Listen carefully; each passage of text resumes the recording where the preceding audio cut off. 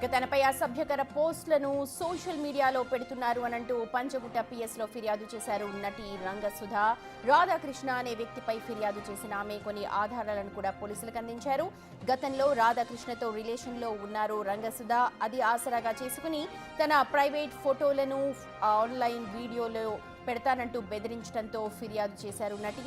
Case నమోదు చేసుకుని ప్రస్తుతం పంచగుట్ట పోలీసులు దర్యాప్తు చేస్తున్నారు.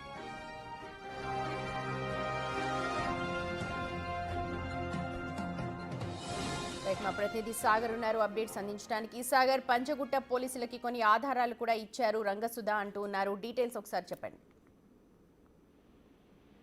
సుమతి, టాలీవుడ్ నటి రంగసుధ పంజాగుట్ట పోలీసులు సోషల్ మీడియాలో తనపై అసభ్యకరంగా పోస్టులు పెడుతున్నారంటూ ఫిర్యాదు చేశారు. అయితే గతంలో రాధాకృష్ణ అనే వ్యక్తితో తాను రిలేషన్, ఆ సమయంలో రాధాకృష్ణ తీసుకున్న కొన్ని ఫొటోస్, ప్రైవేట్ ఫొటోస్ కావచ్చు, కొన్ని వీడియోస్ కూడా తాను సోషల్ మీడియాలో పెడతానంటూ వేధింపులకు గురి చేస్తున్నాడంటూ కూడా ఆమె ఫిర్యాదులో పేర్కొన్నట్లుగా కూడా తెలుస్తుంది. అయితే గతంలో కూడా ఈ విషయం పైన ఆమె హెచ్చరించినట్లుగా కూడా తెలుస్తుంది.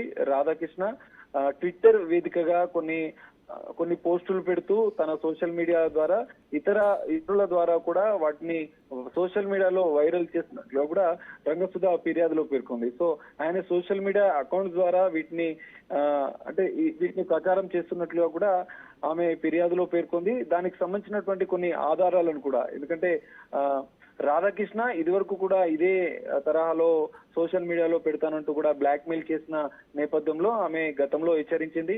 దానికి సంబంధించినటువంటి ఆధారాలన్నీ కూడా పోలీసులకు ఫిర్యాదు చేస్తానని చెప్పినా కూడా వినకుండా రాధాకృష్ణ తన స్నేహితులతో కలిసి ఇతర సోషల్ మీడియా ప్లాట్ఫామ్స్ లో ఇటు ఫేస్బుక్ తో పాటుగా ట్విట్టర్, మరికొన్ని సోషల్ మీడియా వేదికగా ఇన్స్టా వేదిక కూడా ఆమెకు సంబంధించినటువంటి కొన్ని ప్రైవేట్ ఫొటోస్ ని పెట్టి వైరల్ చేస్తున్నట్లుగా కూడా ఆమె కొన్ని ఆధారాలు పోలీసులకు ఇచ్చింది. సో ఈ నేపథ్యంలో పంజాగుట్ట పోలీసులు కేసు నమోదు చేశారు. రాధాకృష్ణ పైన పలు ఐటీ సెక్షన్ల ప్రకారం కేసు నమోదు చేసుకుని దర్యాప్తు చేస్తున్నారు.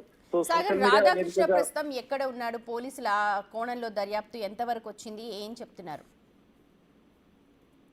సుమతి, ప్రస్తుతం రాధాకృష్ణ హైదరాబాద్ లోనే ఉన్నట్లుగా కూడా తెలుస్తోంది. ఆమె దానికి సంబంధించినటువంటి ఆధారాలను కూడా ఆమె సమర్పించింది. ఆయన అడ్రస్ తో పాటుగా సోషల్ మీడియాలో ఏ పేజెస్ లో ఆయన తమ ఫోటోలను పెట్టి అసభ్యకరమైనటువంటి ఫోటోలను పెట్టినట్లుగా కూడా ఆమె ఆధారాలను సమర్పించింది. అయితే ఇది సోషల్ మీడియాలో అసభ్యకరమైనటువంటి పోస్టులు పెట్టడం అనేది ఐటీ యాక్ట్ ప్రకారం వస్తుంది కాబట్టి మొదట నోటీసులు ఇవ్వాల్సి ఉంటుంది. సో పంజాగుట్ట పోలీసులు ఇప్పటికే పలు సెక్షన్ల ప్రకారం కేసు నమోదు చేసుకున్న నేపథ్యంలో మొదట రాధాకృష్ణకు ఐటీ సెక్షన్ ప్రకారం నోటీసులు అందజేస్తారు. సో ఉద్దేశపూర్వకంగా ఆమెను బ్లాక్ మెయిల్ చేసినట్లు కూడా ఆధారాలు ఉంటే అదుపులోకి తీసుకుని కూడా పోలీసులు విచారించే అవకాశం కూడా కనిపిస్తుంది. రంగసుధ ఏం డిమాండ్ చేస్తున్నారు? గతంలో కూడా ఇలాగే ఇబ్బందులకు గురి చేశాడు అని చెప్పి ఆవిడ చెప్తూ ఉన్నారు. సో ఆవిడ డిమాండ్ ఏంటి ప్రధానంగా?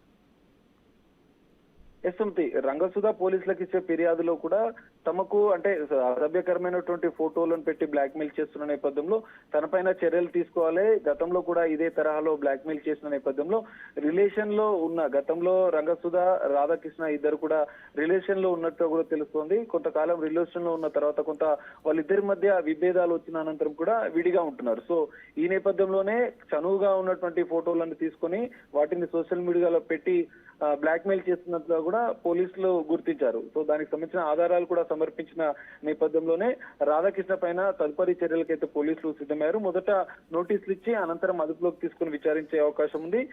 ఖచ్చితంగా రాధాకృష్ణ పైన చట్టపరమైన చర్యలు తీసుకోవాలి.